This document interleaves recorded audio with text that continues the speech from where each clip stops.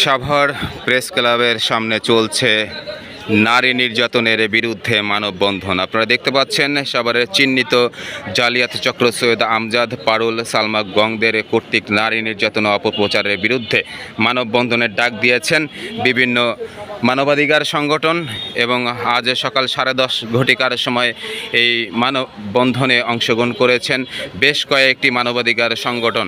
আপনারা দেখতে পাচ্ছেন সাভার প্রেস ক্লাবের সামনে বিভিন্ন মিডিয়া কর্মী, সাংবাদিক ভাইয়েরা সেখানে উপস্থিত হয়েছে এবং দীর্ঘ সময় ধরে এই মানববন্ধন চলছে।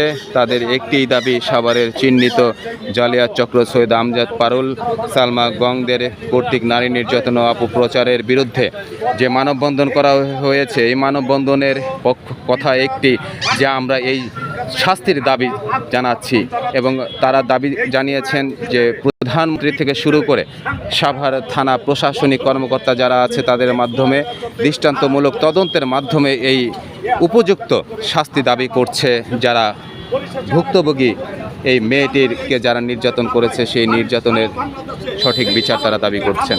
গড়ে তুলবে এবং সারা বাংলাদেশে প্রত্যেকটা ইউনিয়ন ওয়ারি এবং উপজেলা ভিত্তিক আমরা মানববন্ধনের মাধ্যমে আমরা সারা বাংলাদেশকে জাগরণ সৃষ্টি করব এবং এর সঠিক বিচার পাওয়া পর্যন্ত আমরা এই আন্দোলন চালাই যাব।